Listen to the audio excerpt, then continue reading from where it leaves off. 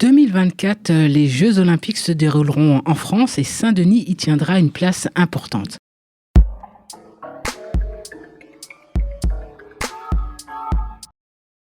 Si vous devenez maire, quel sera l'impact des JO sur la ville et ses habitants? Alors, je pense que nous, on pense que l'impact, il sera pas du tout. Les JO, ils sont pas faits pour les populations, ça se saurait.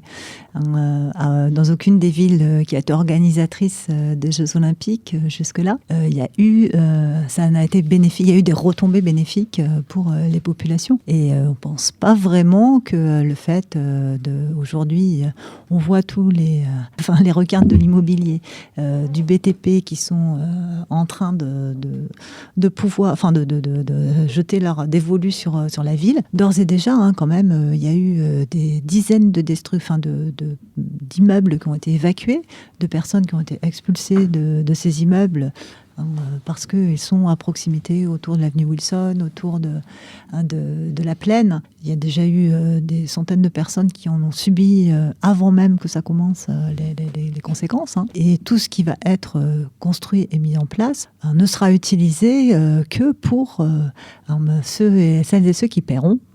Et qui permettront aux sponsors nombreux qui viennent de pouvoir tirer des dividendes sonnantes et trébuchantes. Donc effectivement, nous, les JO, on pense que contrairement au slogan, les JO sont à nous, non, ils sont à eux, à tous les Bouygues, Veolia, Vinci, Coca-Cola, Nike, Adidas et autres, mais sûrement pas à la population de Saint-Denis, comme ils n'ont pas jamais été à la population de Rio, de Londres ou d'Athènes. En tout cas, nous, on n'a pas oublié que le déficit qui a été payé si cher par les Grecs, c'est pas juste parce qu'ils sont plus dépensiers, qu'ils sont oublieux de payer leurs impôts, mais que les JO à Athènes, ça a été des milliards et des milliards d'endettements qu'ont payé, et pas que les Athéniens, mais toute la population.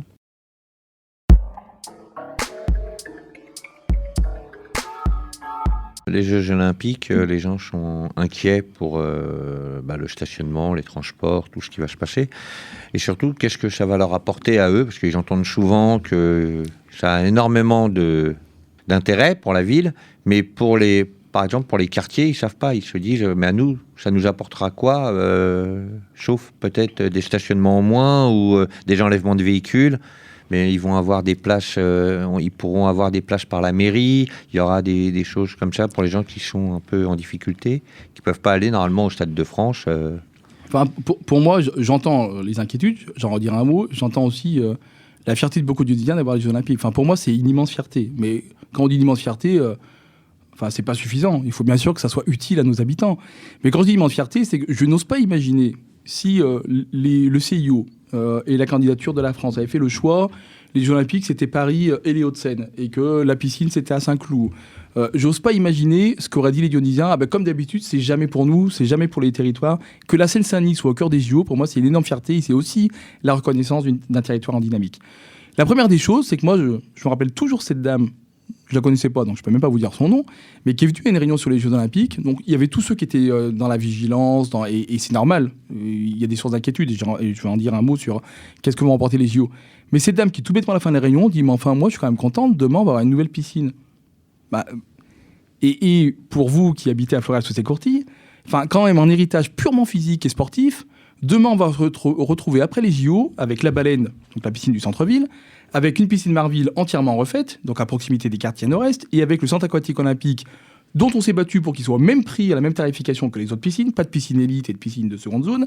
Donc on va se retrouver avec une piscine au centre, au nord et au sud, 3 fois plus de créneaux pour nos scolaires. Et on sait combien c'est difficile pour nos jeunes d'apprendre à nager, qu'on a des taux de jeunes qui rentrent en 6e sans savoir nager, qui pour moi est extrêmement préoccupant. Demain, tout cela ne sera plus la réalité parce qu'on aura tous ces créneaux. On n'aura plus les habitants qui viennent me voir. On avait un créneau piscine, le bus est arrivé un peu en retard, il y a eu des bouchons. Finalement, à la Baïenne, mon gamin ou ma gamine n'a fait que 20 ou 25 minutes de piscine. Donc déjà que ça en héritage purement physique, il y aurait déjà que ça, je trouve que ça serait énorme pour les habitants de la ville. Mais on va bien au-delà.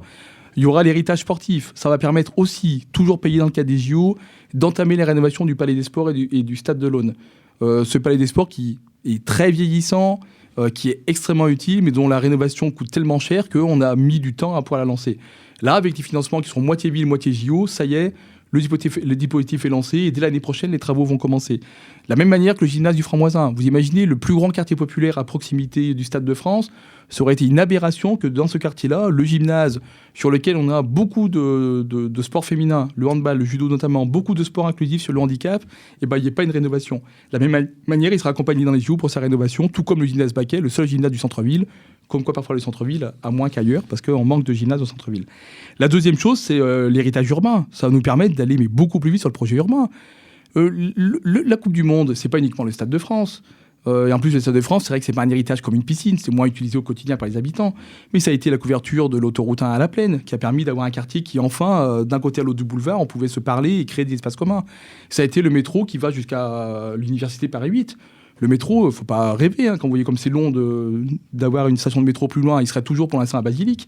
Ça a été le fait qu'on a un territoire qui repart en dynamique, et y compris pour nos villes au nord. Quand désormais vous voyez Castin, on a Total qui va s'installer pour la formation de jeunes ingénieurs, qu'on a Engie qui y va, c'est pas vrai sans ce qu'a apporté la Coupe du Monde 98, sans pleine commune, on aurait la capacité de villes au nord ou des quartiers au nord d'avoir de la dynamique.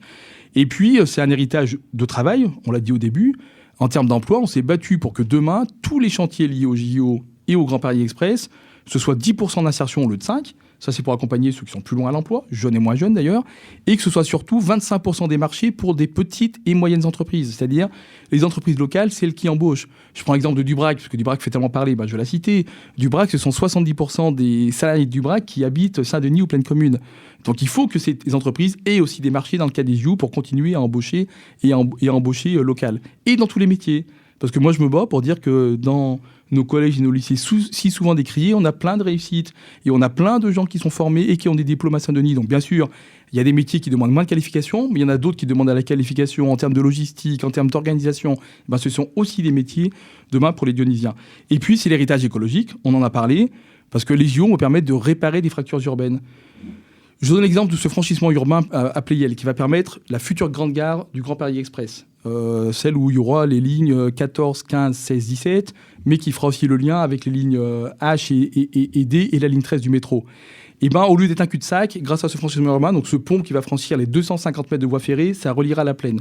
Donc ça veut dire qu'on aura une nouvelle liaison est-ouest. Ce qui paraît normal à Paris, quand vous partez de Gare du Nord, vous avez des ponts quasiment tous les 400 mètres qui enjambent les voies ferrées. À Saint-Denis, on a un seul passage. Entre le canal et la porte de la Chapelle, c'est la rue du Landy. C'est quand même pas normal qu'on soit autant fracturé le territoire. Et donc, les Jeux Olympiques vont aussi permettre de casser ces fractures. Une passerelle qui va relier le Stade de France au futur centre aquatique olympique, donc permettre là aussi, à pied ou à vélo, de passer d'un côté à l'autre de l'autoroute. Et puis, dernier point, parce que c'est important, c'est le village olympique. Ce village olympique, qui effectivement, à terme, devient un vrai village de vie, où des nombreuses chambres, c'est déjà mis dans les permis de construire, les chambres deviendront automatiquement des appartements du T2 au T5 avec 40% de logements HLM pour la question qu'on avait tout à l'heure, avec des commerces en rez-de-chaussée, de l'activité, parce qu'on a besoin bien sûr du tertiaire, mais surtout de beaucoup d'activités, et là aussi une passerelle qui reliera ce village olympique à la partie village olympique de nos voisins de l'île Saint-Denis. Donc vous voyez qu'en termes d'héritage écologique, en diminuant les fractures, il va aussi permettre d'avoir une vraie avancée écologique. Et puis ça va permettre pour finir d'avancer sur ce qui va être le combat des 20 prochaines années. C'est comment on arrive enfin à enfouir cette autoroute 1. Parce qu'il ne faut pas rêver, si demain on veut être au rendez-vous de moins de pollution, ce qui inquiète toutes les familles et toutes nos jeunes générations, il faut que le trafic automobile diminue. Pour l'instant, on est toujours en augmentation en région Île-de-France, donc il faut qu'il diminue pas qu'à Paris, mais partout. Donc il faut qu'on ait moins de circulation de transit à Saint-Denis. Et la deuxième chose, il faut qu'on ait réussi à enfouir cette autoroute 1, qu'on arrête d'avoir tous ces polluants dans nos quartiers. Donc les Jeux Olympiques vont aussi permettre d'avancer beaucoup plus vite sur ces dossiers. Donc que pour ça, je suis fier et ça vaut le coup que ce soit ici à Saint-Denis, sans compter la fête. Et on fera tout pour que les Dionysiens participent à la fête. Et c'est bien normal, y compris en ayant des places pour participer aux épreuves. Enfin, pas participer, regarder les épreuves.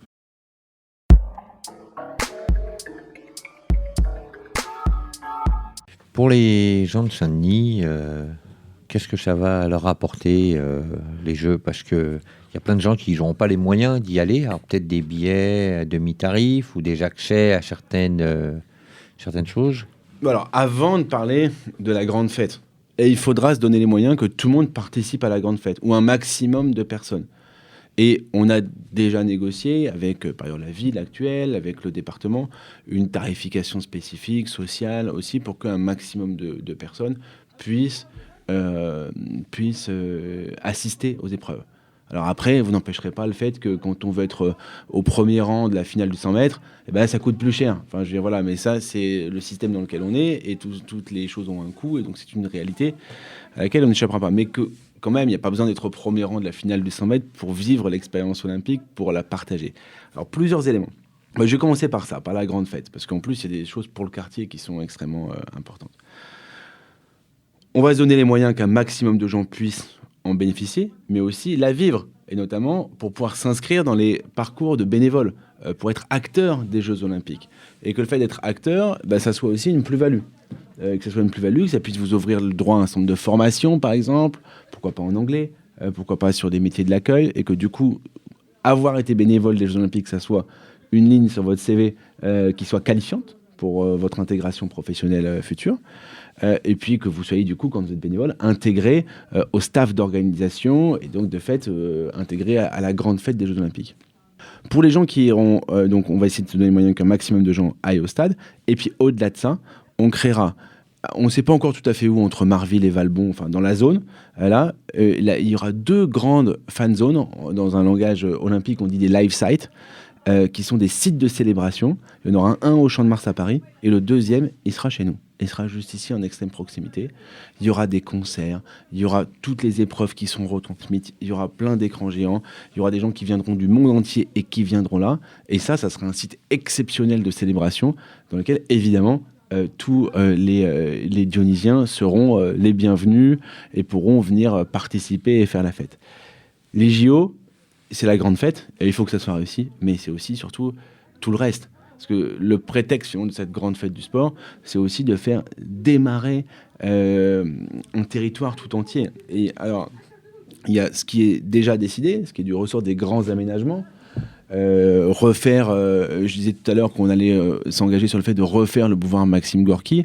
Honnêtement, on ne le referait pas aussi vite s'il n'y avait pas les Jeux Olympiques. Le fait que la sécurisation des délais sur l'arrivée du Grand Paris Express aux 6 routes, c'est quand même, on est plus sûr que ça soit fait parce qu'il y a les Jeux Olympiques. Le fait qu'on reconstruise la piscine de Marville pour en faire un équipement encore plus beau, encore plus grand et qui accueille plus de monde. Honnêtement, s'il n'y avait pas les Jeux Olympiques, peut-être qu'on en discuterait encore, même s'il y avait nécessité à le faire.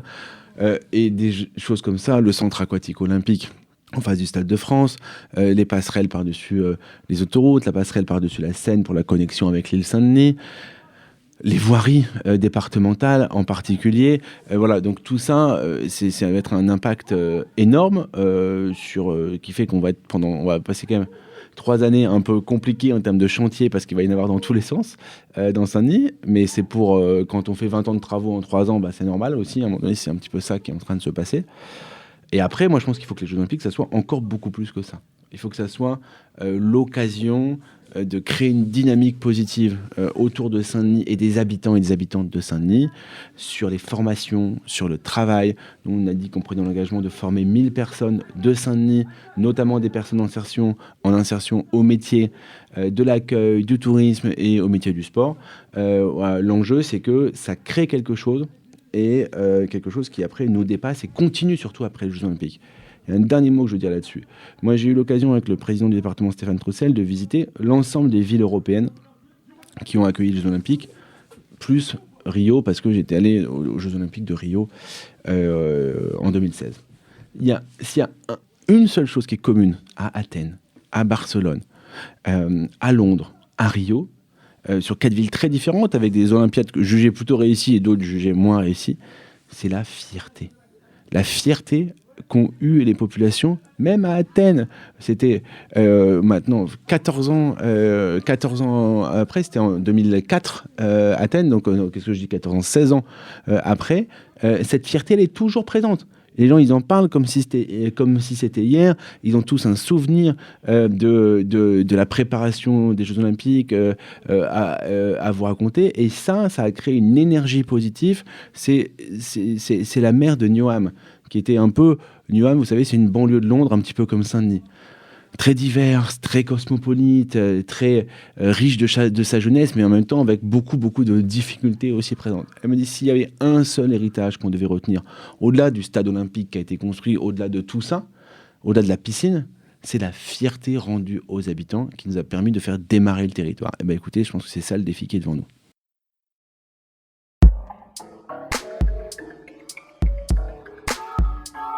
Beaucoup de monde est inquiet pour savoir si ça va être positif pour eux ou négatif, parce qu'on n'arrête pas d'entendre dire que ça va apporter plein de choses à la ville de Saint-Denis. Mais nous, par exemple, ce quartier où ça va être un quartier important pour les JO, savoir s'il y a des choses de prévues pour les gens du quartier pendant ces Jeux. Et de Saint-Denis d'une manière générale. En tout cas, sur les Jeux Olympiques et Paralympiques, bon, c'est vrai qu'il y a...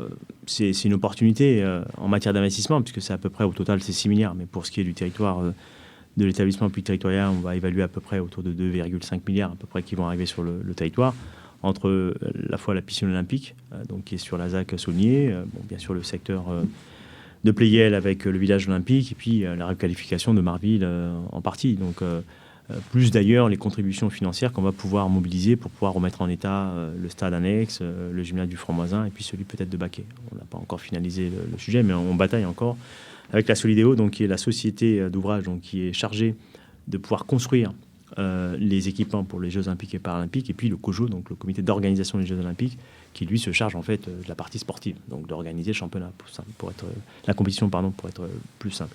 Donc c'est une opportunité.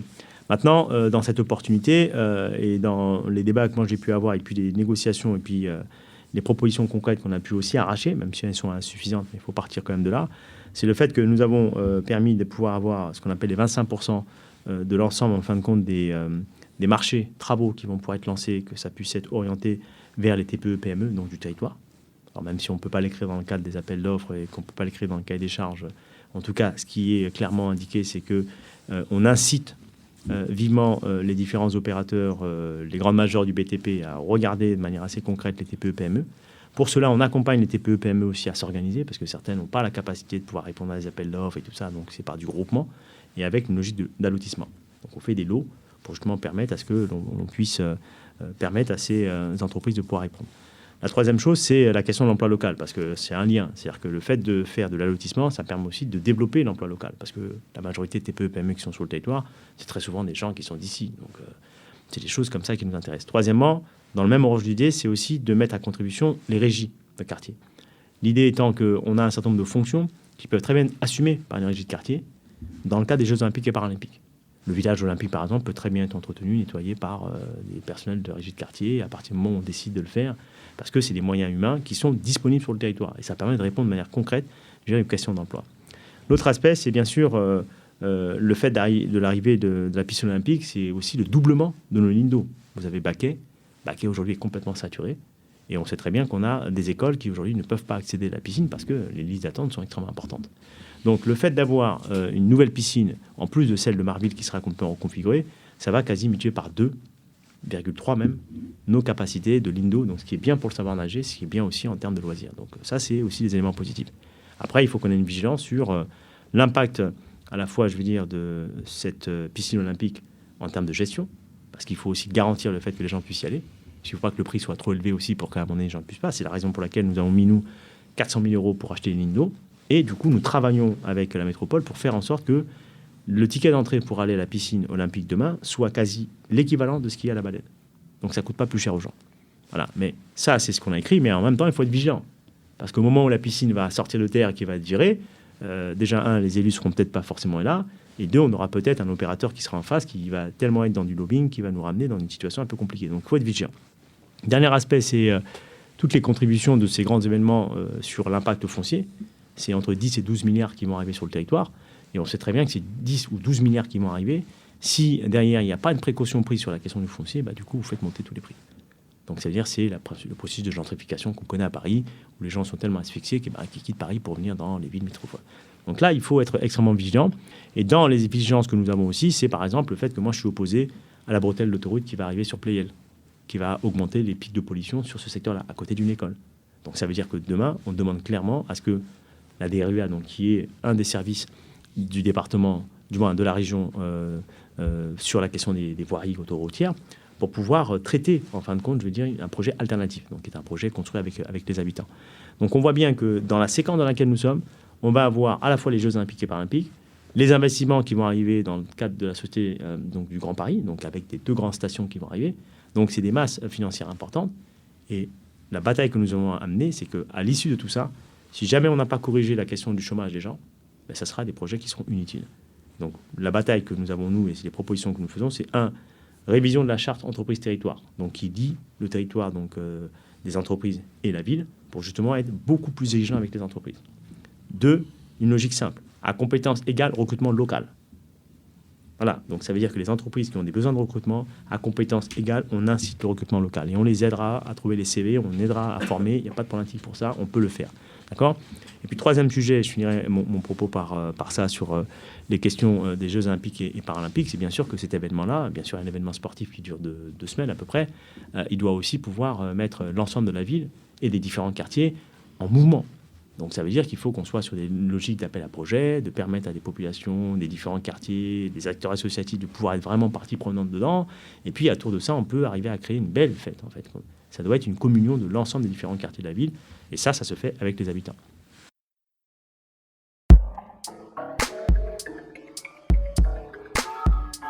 Alors les Jeux Olympiques, beaucoup de personnes se posent la question, qu'est-ce que ça va leur apporter, surtout dans les quartiers ? Si vous passez maire, qu'est-ce que vous allez nous proposer ?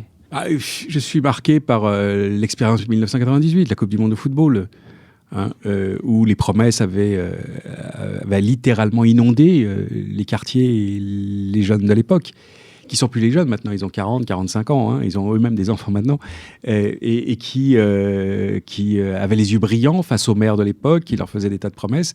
D'ailleurs, j'avais mis en garde le maire de l'époque en disant attention, il ne faut pas dire qu'il va avoir du boulot, vous allez voir, faut pas être dans la caricature.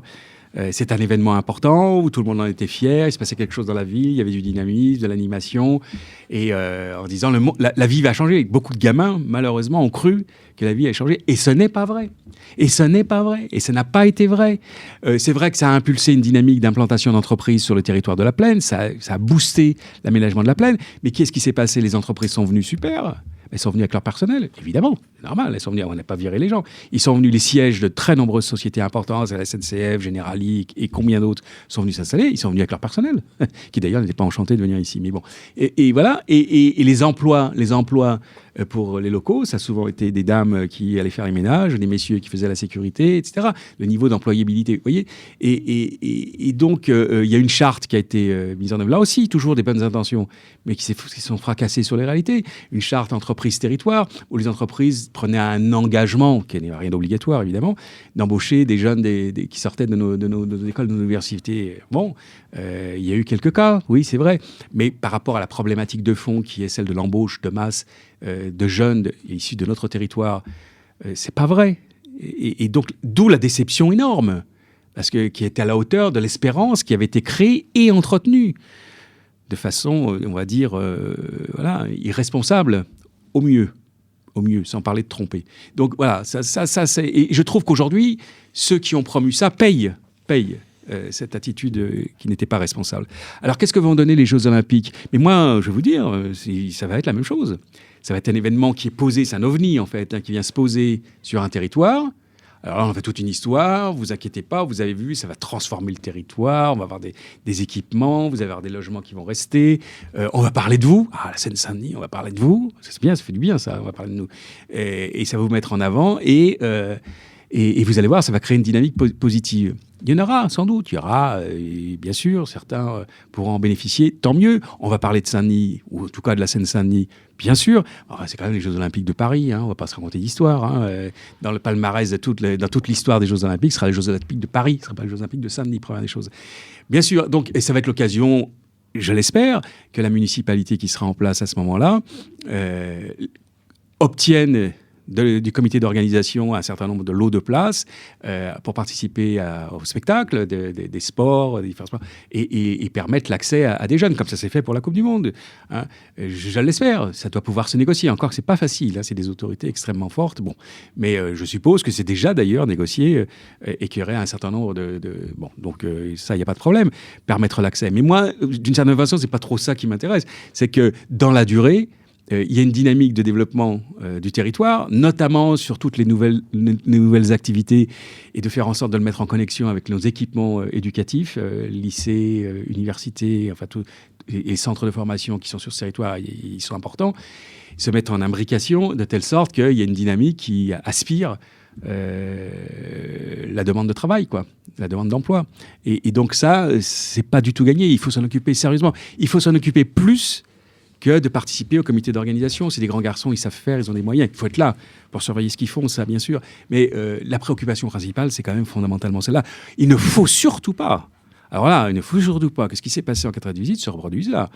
Parce que là, on sera à 3-4 générations de gens profondément déçus. Là, je trouve que ça fera beaucoup, et que le tissu social sera très, très gravement abîmé. Il sera très difficile derrière de retisser du lien.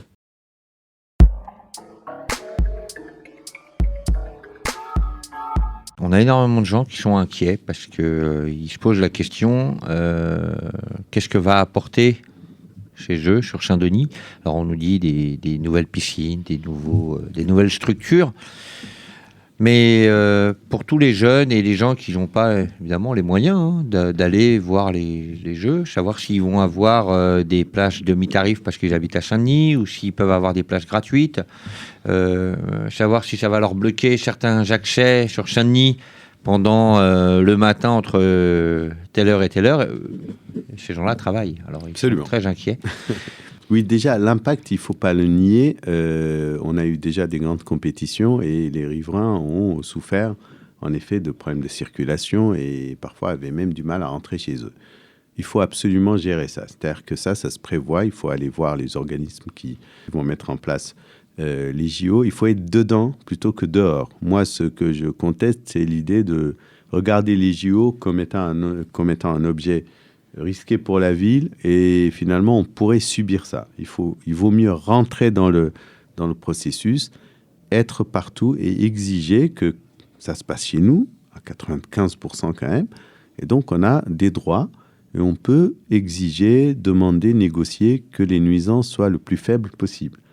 Et le deuxième impact, et on rentrera dans le détail, c'est en effet l'héritage des JO. En effet, on aura des piscines, on aura des aménagements, c'est des dizaines de milliards qui sont injectés dans le territoire. C'est plutôt une bonne nouvelle. Et il faut bien gérer ça parce qu'après, une fois que vous avez l'héritage, il faut l'entretenir. Il faut prévoir ça. Et moi, très clairement, je n'ai pas le même état d'esprit que certains candidats qui considèrent qu'il faut regarder ça avec inquiétude. Ça se gère parce que ça reste quand même une fête énorme dans notre territoire, une occasion de faire rayonner notre ville. Et si on se débrouille bien, on peut en tirer énormément d'avantages. Et c'est ça qui est important, je trouve. Et après, si vous voulez, je vous expose, moi, les propositions que j'ai pour faire en sorte que ce soit un avantage pour les territoires. Les plus grosses, les plus importantes. Bon, d'abord, pour l'accès aux billets, pour moi, il est inconcevable, il n'est pas possible que ça se passe chez nous et que nos jeunes, mais tous ceux qui s'intéressent au sport n'aient pas des accès gratuits. Et donc, moi, en tout cas, si j'ai cette chance d'être maire de Saint-Denis, une des premières choses que je ferai, c'est d'exiger qu'il y ait un quota de billets pour les Dionysiens. Et je voudrais aussi qu'ils soient au cœur de l'organisation, que nos jeunes soient recrutés, qu'il y ait des quotas dans les marchés publics. C'est prévu par la loi. Des heures, un nombre d'heures pour dire c'est pour les jeunes, ça les forme, ils sont au cœur de la fête. Et comme ça, on sera content d'y être. Et pas de regarder ça en disant ça se passe chez nous, on regarde ça à la télé, alors que ça se passe à 300 mètres. Donc pour moi, c'est absolument essentiel. C'est une bataille qu'il faut mener avec Solidéo, l'État, et ne surtout pas être en dehors et protester. Mieux que protester, à mon avis, c'est d'aller à l'intérieur et de poser ces conditions. C'est notre ville, c'est un équipement qui se trouve chez nous, et donc on peut gagner cette bataille-là. Moi, j'ai 2 propositions aussi pour faire en sorte que les Jeux soient dionysien. Parce que je trouve qu'on aurait même dû mettre dans le logo, pas seulement Paris. Ça se passe quand même ici. Je ne sais pas qui était là quand on a négocié tout ça, mais moi, je me serais débrouillé pour qu'on ait notre logo Saint-Denis 2024. Alors, j'ai 2 propositions. Vous verrez le reste. Premièrement, organiser en 2023, c'est-à-dire l'année d'avant, des Jeux olympiques dionysiens pour que les jeunes, les enfants, les clubs sportifs se mettent tous au sport. Et ensuite, l'idée, c'est qu'en 2024, au moment de la cérémonie, on leur remette des médailles. C'est une façon de rentrer dans cette grande fête. Deuxièmement, moi, je voudrais que quand les équipes viennent, elles viennent aussi avec leur culture. C'est que ce soit aussi des Olympiades culturelles. Et que donc, les écoles puissent profiter de cet aspect culturel et de jumeler aussi chaque école avec un pays. Pour que les sportifs, quand ils viennent, l'école d'à côté puisse accueillir les athlètes de Cuba, du Danemark, de la Jamaïque, etc. Pour qu'en fait, le lien soit tissé et qu'au lieu de rester à l'écart en se plaignant, en disant comité de vigilance, etc., non, il faut rentrer dedans et en faire une fête dionysienne et en profiter pour que notre ville soit regardée partout. Je vous rappelle, moi je suis sportif, je cours, j'ai fait du foot. Le moment le plus important dans les JO, vous savez ce que c'est? Ça dure 11 secondes au maximum. C'est la finale du 100 mètres. 100 mètres, ouais. Et je voudrais que ce moment-là, les gens aient tous les yeux tournés vers Saint-Denis, mais pas Saint-Denis avec une réputation un peu sulfureuse, mais la nouvelle Saint-Denis que nous, on aimerait construire.